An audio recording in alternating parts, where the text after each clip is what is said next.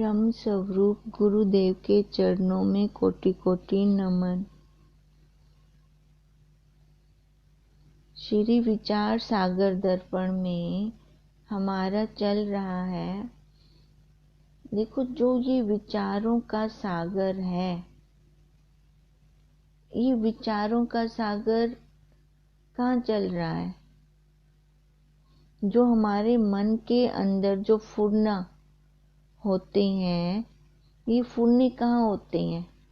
हमारे अंदर की बाहर, है ना। अब इसको विचार सागर जो बोला, जो ये विचार का सागर है, विचारों का जो सागर चल रहा है,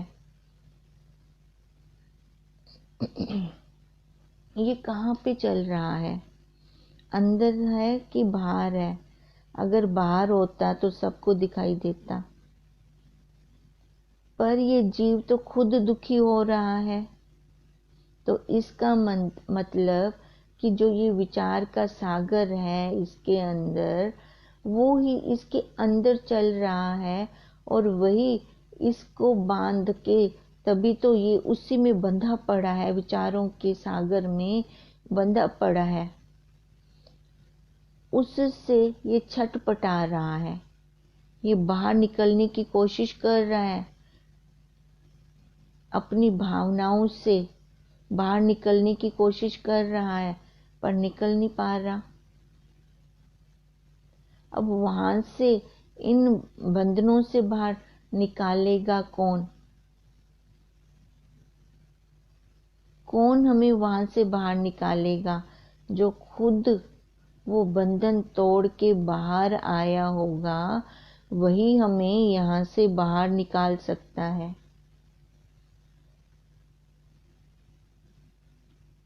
हमने कल, हमारा चल रहा था, हमने कल किया था कि उनके लिए 4 वेदों ने, किनके लिए? जो ये बंधन हमारे हैं, 4 वेदों ने 4 महावाक्य दिए हैं।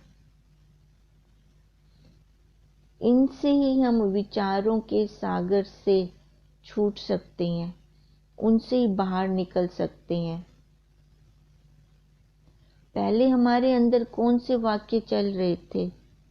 ये संसार वाले वाक्य। अब ये संसार वाले वाक्य क्या थे?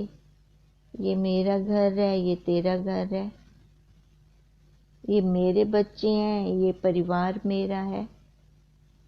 द्वैत वाले थे। और उन द्वैत वालों वाक्यों से हमें कभी भी संतुष्टि, तृप्ति, संतोष नहीं मिला। वहां से तो ये जीव की कल्पना और बढ़नी शुरू हो गई, उसको और हशो हशो हशो हशो होना शुरू हो गया, क्योंकि वो इन आंखों से जहां देख रहा है पड़ोसी के पास 4 गाड़ियां हैं, तो मेरे पास 2 क्यों हैं?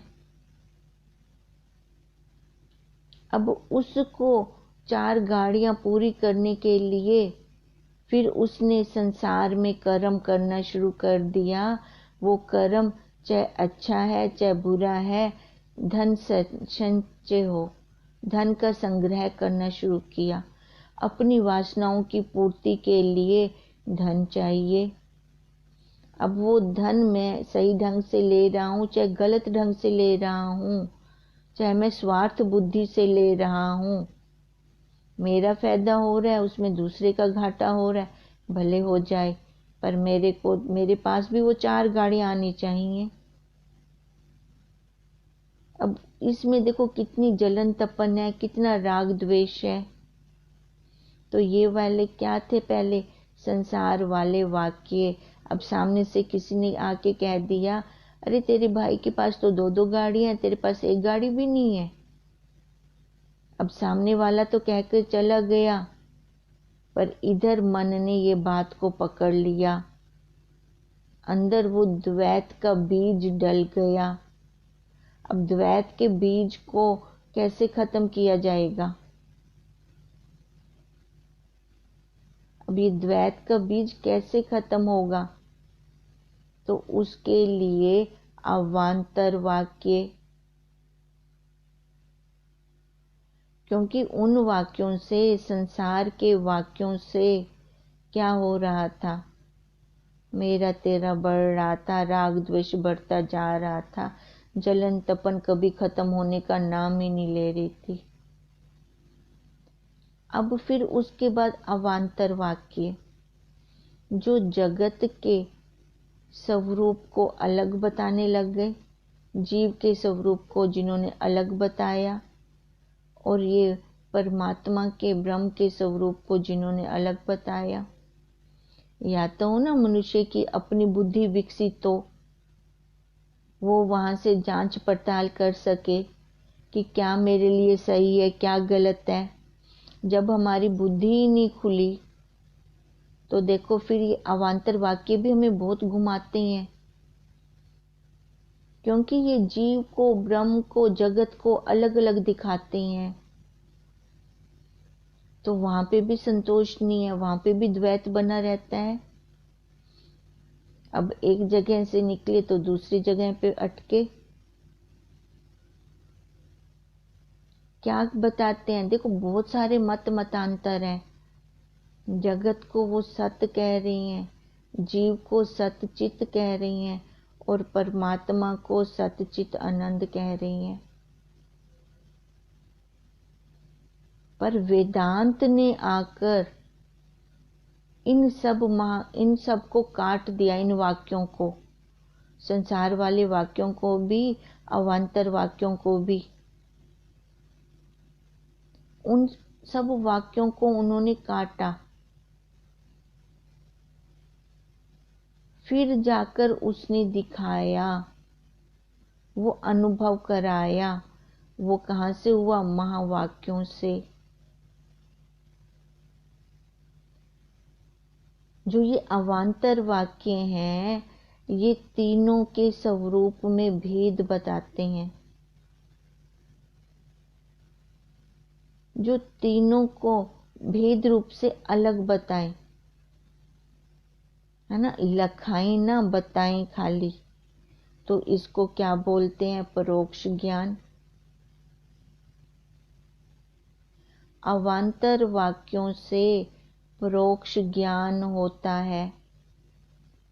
सुन लिया, सुना दिया, पर भेद तो वैसा का वैसा ही बना रहा है, वो तो खत्म ही ना हुआ।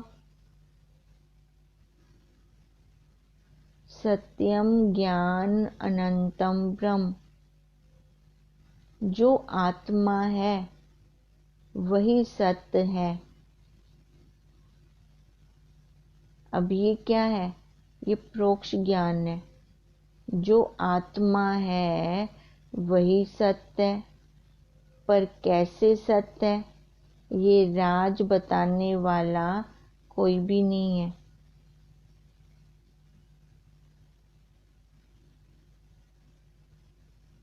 अब यहाँ से कैसे? अब बीमारी तो लग गई। अब जब बीमारी लग गई है तो उसका इलाज करने के लिए डॉक्टर भी तो चाहिए, जो उस बीमारी को परखें और उसकी दवाई दें। अब मंदिर में हम जाते हैं, मंदिर पता है हमें, अब वहां पे डॉक्टर तो हमें मिले नहीं जो हमारी बीमारी को परखें और हमें उसके अकॉर्डिंग दवाई दें, वो तो वहां पे हमें मिले ही नहीं। मंदिर में तो हम गए, पर हमारे दुख संताप खत्म ना हुए। मंदिर है हॉस्पिटल, पर डॉक्टर तो चाहिए ना हॉस्पिटल के अंदर। वहां पे तो खाली आकार है, आकार के रूप में खड़े हैं वो भगवान जी।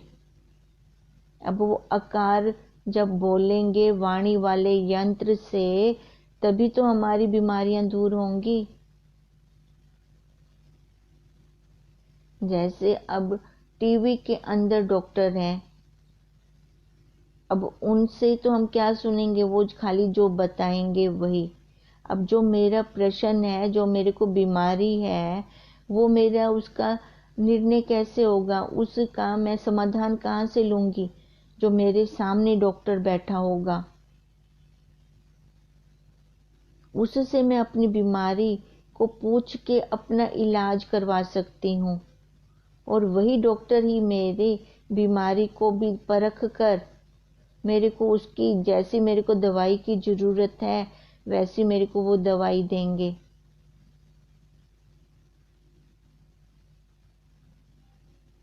अब ये मंदिर के अंदर हमें डॉक्टर नहीं मिलते, तो इसलिए देखो जो इतने सालों से मंदिर जा रही हैं, उनके दुख संताप शोक क्यों नहीं खत्म हुए? क्योंकि उन्होंने एक जगह पे बना दिया कि परमात्मा यहीं पे हैं। सुना सुनाया ज्ञान था, किसी ने उनको सुना दिया कि मंदिर में भगवान जी हैं, गुरुद्वारे में भगवान जी हैं, तभी तो ये परोक्ष ही रहा उनका। अपरोक्ष क्यों नहीं हुआ? अपरोक्ष तो तब होगा ना जब वो अनुभव भी कर में लाएंगे अपनी उस बीमारी को भी। हाँ, अब ये मेरी बीमारी ठीक हो रही है, खत्म हो रही है, तो वो हमें डॉक्टर सामने वाला चाहिए, प्रत्यक्ष डॉक्टर चाहिए। हमें टीवी वाली डॉक्टर हमारी बीमारी को नहीं दूर कर सकते। अब जो मन के अंदर बीमारी लगी है, मन के अंदर जो बीमारी लगी है, वो बीमारी तत्वज्ञ ही निकाल पाएंगे।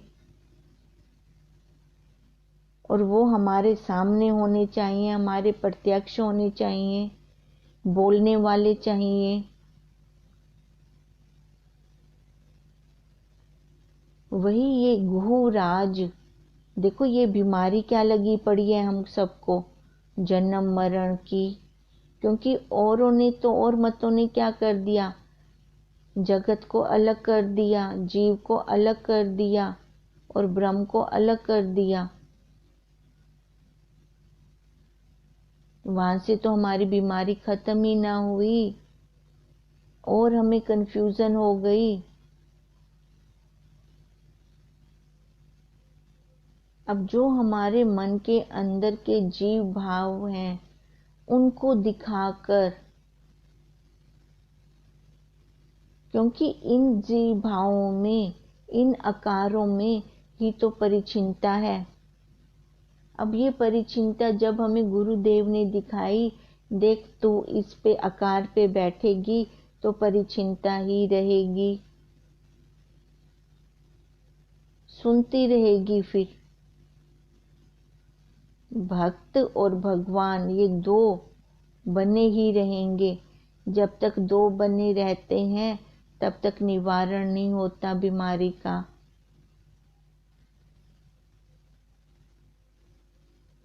अब बीमार व्यक्ति हर टाइम बीमार थोड़ी रहना चाहता है, वो बार बार हॉस्पिटल के चक्कर थोड़ी खाना चाहता है। क्या चाहते हैं हम सारे कि हॉस्पिटल जाएं, वहां अपनी बीमारी ठीक करके फिर घर वापस आ जाएं।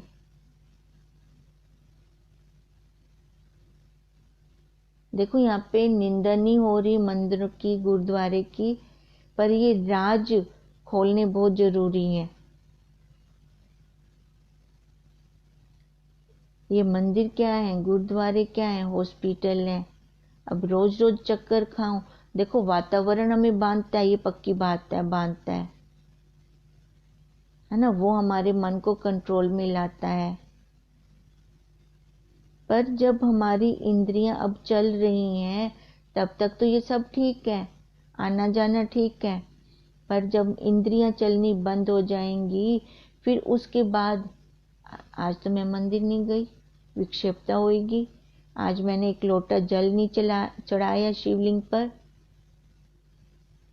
वो विक्षेपता हो जाएगी। फिर उस समय हम क्या करेंगे? अब उसके लिए गुरुदेव ने, वेदों ने महावाक्य दिए हमें। अब वो महावाक्य क्या है? उन्हीं उन्हीं महावाक्यों से ही अपरोक्ष ज्ञान उनको कहा गया, उन्हीं महावाक्यों को ही अपरोक्ष ज्ञान कहा गया। अब वो महावाक्य हमें उन्होंने दिए कि तू दूर नहीं है, अहम ब्रह्म अस्मि तत्म असि। देखो वो दूर नहीं है, वो तू है। ये अपरोक्ष ज्ञान जो हमें हुआ महावाक्यों से। अब उसके बाद देखो हमें गुरुदेव ने बोला कि वो ब्रह्म तू है। अब जो उन्होंने बोला उसका मैं अनुभव, अभी बोलने से तो अनुभव ना हुआ ना, उसके बाद फिर सद अपरोक्ष।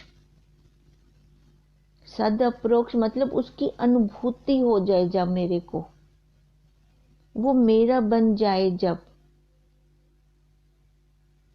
वो हो गया सद अपरोक्ष। अब जब वो महावाक्य मेरे को तत्वज्ञ ने दिए, और जो जीव और वो कैसे थे, जीव और ब्रह्म की एकता वाले। अब 4 वेदों ने 4 महावाक्य तो दे दिए, जीव जगत ब्रह्म एक ही हैं। इनसे ही अपरोक्ष ज्ञान होता है। फिर अपरोक्ष के बाद ये सद अपरोक्ष बनते हैं। ये सद अपरोक्ष कैसे बनेंगे, जब इनका मनन होगा। पहले तो श्रवण हो, श्रवण हो, श्रवण हो, श्रवण हो, फिर उन जो श्रवण किया उसी का ही मनन हो। अब उसके मनन के बाद उसका निधि आसन हो। अब निध्यासन इतना बढ़ना चाहिए, इतना बढ़ना चाहिए कि वही सद अपरोक्ष हो। अब यही वाक्य ही तो फिर हमें एकता करवाते हैं। अरे वो भाई, वो तो मैं हूं, मंदिर तो मैंने एक स्थान बना दिया था, वो तो परिचिनता में था। परिचिन मतलब आकार, आकार मतलब आने जाने वाला। वो जो आने जाने वाला था वो शरीर था। जो वो खुद तत्व है, वो सत्ता है, वो तो कहीं आती नहीं है, कहीं जाती नहीं है। मैं वही हूं। ये हो गया जब उसकी अनुभूति कर ली। देखो अपरोक्ष हो गया कि एक ने बोला कि गंगा मैया का जल बहुत शीतल है। ये हो गया परोक्ष। सुन लिया मैंने, आगे मैंने किसी को कह भी दिया, हाँ गंगा मैया का जल बहुत शीतल है, बहुत ठंडा है, ठंड लगती है अंदर जाकर बहुत। ये हो गया परोक्ष ज्ञान। अब मैं बाहर हरिद्वार भी पहुंच गई।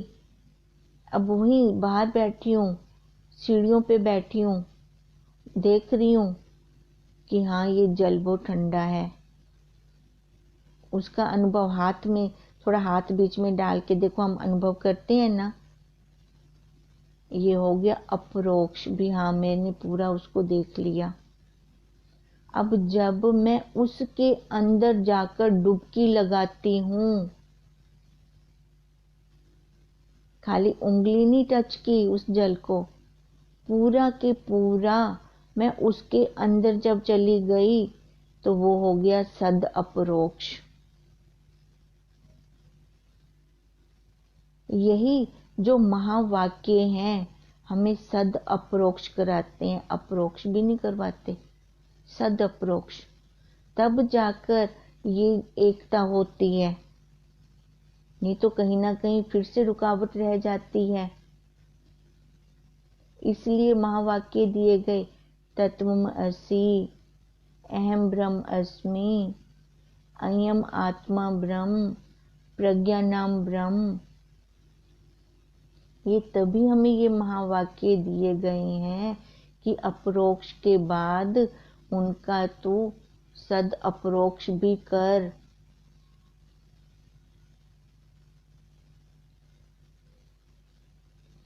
तत्मअसि ये जीव और ब्रह्म की एकता करवाने वाले महावाक्य हैं। तत्मअसि कि तू वही है। इन्होंने जीव और ब्रह्म की एकता करवा दी। सर्वम खल इदम ब्रह्म। अब देखो इन्होंने जगत और ब्रह्म की एकता करवा दी कि सारा वही है, सारा जगत ही ब्रह्म है। जिसको तू कह रहा है वही यह है, यह तू है। फिर उसके बाद एक ही सत्य है, एको ओंकार। देखो ये एकता एक से करवा रहे हैं ना, ब्रह्म से करवा रहे हैं। जीव की भी एकता ब्रह्म से, जगत की भी एकता ब्रह्म से, और वो तो एक ओंकार है ही है। अब ये है महावाक्य कि सब एक है। अब ये ज्ञान, इसका देखो एक बार तो हमने परोक्ष लिया, अब अंतर वाक्यों से परोक्ष हो गया, महावाक्यों से अपरोक्ष हो गया। अब वो डुबकी जब उसके अंदर जाकर मैं डुबकी भी तो लगाऊं, तब जाके वो सद अपरोक्ष होगा, तब जाकर ये भेदभाव मिटेगा। अब ये कहते हैं ना, वो जब नमक की पुतली समुद्र में जाकर मिल गई तो वो बताने थोड़ी आएगी। फिर वहां पे मुंह नहीं खुलता। अब जितने भी उपदेश दिए जाते हैं दो में बनकर दिए जाते हैं। ये अगर दो में बन के उपदेश देने के लिए हमारे गुरुदेव ही हमारे पास ना आते, हमारे आगे ये अपना मुख रूपी यंत्र ना खोलते, मुख ना खोलते, तो हमें महावाक्य भी कैसे देते। हम तो ये संसार में जल तप रहे होते। तो वहां से निकालने के लिए देखो उन्होंने अपना मुख खोला, महावाक्य दिए, और हमने क्या किया, श्रवण किया। इतने महावाक्यों का इतनी जल्दी जल्दी असर नहीं हुआ हमारे ऊपर। नहीं तो वो तो कब से कह रहे हैं, अरे तू ब्रह्म है, अरे तू ब्रह्म है। वो महावाक्य तो हमें दे रही हैं। तो पहले भी मैं क्या अधिकारी बनने के काबिल थी, है ना? कभी हमने ये जांचा नहीं ना। उनके शब्दों की चोट ही नहीं लग रही थी हमको, क्योंकि श्रवण तो कर रहे थे, कानों से सुन तो रहे थे, पर कैसे एक से सुनते थे दूसरे कान से निकल जाते थे, अंदर जाते ही नहीं थे। अब श्रवण किसका कर रहे थे, संसार वाले वाक्यों का। तभी तो हम दुखी थे, इतने विक्षिप्त थे संसार में। अब क्यों थे? क्योंकि वही हमारे आगे पीछे जिनका हम श्रवण करते हैं ना, उन्हीं का ही मनन होता है और वही क्रिया में आता है। फिर मैं उसके घर गई, मैं उसको शादी पे इतना काम करवा के आई, अब आज मेरे को जरूरत है तो देखो वो मेरे पास आते नहीं, आगे उसको काम नहीं पड़ेगा मेरे से, फिर बताऊंगी मैं उसको। देखो ये संसार वाले वाक्य चल रहे थे, और यहाँ से इतनी तपन थी, इतनी तपन थी, इतना द्वेष था कि बैठे एसी में है, अंदर से जल रहे हैं, तप रहे हैं। ये गुरुदेव ने अपना मुख खोला, महावाक्य दिए और हमें समझाया, क्योंकि हम कलयुगी मानव हैं। हमें एक एक उदाहरण देकर समझाया, अपनी हड्ड बीती में से निकाल निकाल कर हमें बताया। फिर जाके हमें ये महावाक्य भी समझ में आए। इतनी जल्दी हमें ये भी नहीं समझ में आए। मुंह से तो बोलते रहे मैं ब्रह्म हूं, मैं ब्रह्म हूं, पर वो ब्रह्म का अर्थ नहीं लिया ना हमने। अर्थ सहित लेंगे। जितना गधे अर्थ शब्द का अर्थ लिया उतना ब्रह्म अर्थ का राम शब्द का अर्थ नहीं लिया। अगर उस टाइम ले लेते, अब ये गधे का अर्थ हमने क्यों लिया? क्योंकि उसकी मेरे को अच्छे से जान पहचान है उसके साथ। अब ये इनके साथ, ब्रह्म के साथ, राम शब्द के साथ जान पहचान नहीं थी ना। मैं जान तो रही थी, आते जाते हम एक दूसरे को देख तो रहे थे, पर किसी ने आके जब बताया, अरे ये वही कंचन है जिसको तू ढूंढ रही थी। मैंने कहा मैं तो रोज इसके साथ बस पे जाती हूँ, सफर करती हूँ, पर पता नहीं था। अब मैं रोज उस साक्षी के साथ सफर कर रही हूँ, उसके साथ आ जा रही हूँ, पर मेरे को पता नहीं था। ये मेरे गुरुदेव ने जब मुख खोला, उन्होंने श्रवण करवाया, युक्तियां दे देकर श्रवण करवाया। फिर उन युक्तियों का जब मनन हुआ, वो निध्यासन में आई। फिर जाकर अरे ये तो मैं वही हूँ, वही ब्रह्म हूँ, वही साक्षी हूँ। फिर जाके उसका सद अपरोक्ष हुआ। फिर जाकर मैंने उसको जाना।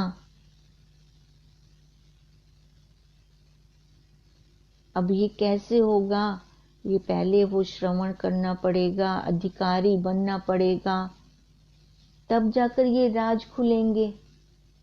नहीं तो ये राज भी नहीं खुल सकते।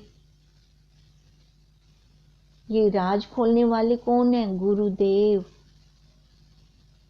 वही ये राज खोलते हैं।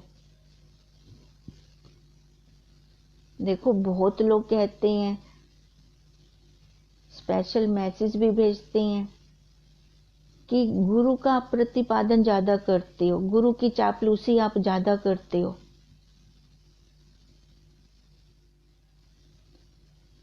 गुरु का प्रतिपादन मैं नहीं कर रही, हमारे वेदों ने किया है। ये परंपरा वहां से चलती आ रही है। गीता का 4था अध्याय खोलकर देख लीजिए। ये कैसे परंपरा से ये ज्ञान चलता आ रहा है। क्योंकि हमारी बुद्धि क्या कर रही थी आज तक? हमारी बुद्धि अपना ही राग, अपनी डफली, अपना राग अपनी डफली, यही चलाती आ रही थी। उसकी बुद्धि खुली हुई नहीं थी। अब ये देखो, शुरू से ये गुरु और शिष्य की परंपरा चल रही है। क्योंकि हम तो अपनी बुद्धि से अपना जैसा कर रहे थे। मनु ने सूर्य से पाया, इक्ष्वाकु ने मनु से, ऐसे ये परंपरा प्राप्त राज ऋषियों को मिला। अब देखो ये पुराना योग चला आ रहा है। मैंने यह स्थायी योग आदि से सूर्य से कहा। मनु ने सूर्य से पाया, इक्ष्वाकु मनु से गए। अब ये परंपरागत चला आ रहा है, बहुत पुराना है। सो बहुत काल जानने से पार्थ ये योग मिटा यहाँ। जब ये मनुष्य शरीर में आ गया, देह में आ गया, तब मिटा, तभी खत्म हुआ। तभी तो गुरुदेव का प्रतिपादन हुआ। वही ये पुराना योग आज मैंने तुझे कहा। भक्त है तू सखा मेरा, इससे ये श्रेष्ठ भेद तू जान ले। मैंने गुरु का प्रतिपादन नहीं किया, ये परंपरा से चलता आ रहा है। क्योंकि हम सारे छूटना चाह रहे हैं। मैं कोई गुरु की चापलूसी भी नहीं करती। अगर वो गुरुदेव ही ना मिले हमें, तो देखो हम छूट पाएंगे, यहाँ से संसार से छूट पाएंगे।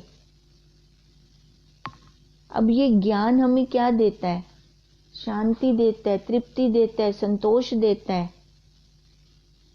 और जो जहां से ये ज्ञान लिया जाता है, तो उसके लिए तो मन से कितना, जो हमें इस दुखों से, इस संसार से छुड़वा रहा है, उनके लिए मन के अंदर से कितना अहो, हमारा हृदय ऐसे छलकता है हमारे गुरुदेव के लिए। क्यों छलकता है? ये निगुरा कोई नहीं जान सकता। निगरों का ना कोई ठिकाना, 84 में उनका आना जाना। वो तो चक्कर ही खाते रहेंगे, क्योंकि अपने अहम भाव को ही नहीं मिटा पाए। जब तक हम अपने अहम को नहीं मिटाते तो हम समर्पण कैसे करेंगे? संसारियों के आगे तो हमने श्रद्धा रख ली, एक संसारी बस ड्राइवर के ऊपर भी श्रद्धा रख ली हमने। वो तो खाली इसी जन्म में एक स्थान से दूसरे स्थान पे छोड़ रहा है हमें। तो ये गुरुदेव, तत्वज्ञ गुरुदेव तो हमारे 84 का चक्कर कटवा रहे हैं। तो यहाँ पे श्रद्धा रखी तो क्या बुरा किया? एक बार आप भी रख के देख लो, अगर शंका होती है किसी को तो।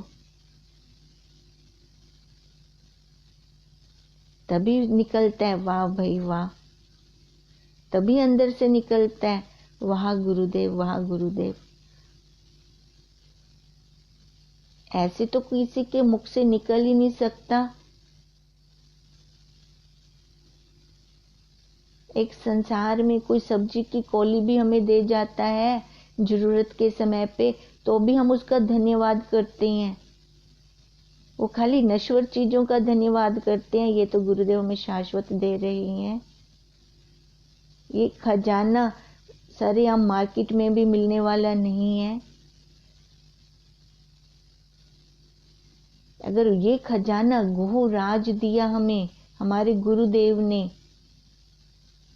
और हमने वो खजाना लिया, तो हम अपने गुरुदेव की बड़ाई क्यों नहीं करेंगे? हमारे पास तो कोई शब्द नहीं है, किन शब्दों से अपने गुरुदेव का बखान करें? ये तो खाली वही समझ सकता है जिसने वो मिठाई खाई होगी, उनकी दुकान के जो खरीदार बने होंगे। एक बार खरीदार बन के देख लें तो फिर ऐसे नहीं आएगा कि हम गुरुदेव की चापलूसी करते हैं। वो तो खुद फिर उसी लाइन में लग जाएंगे।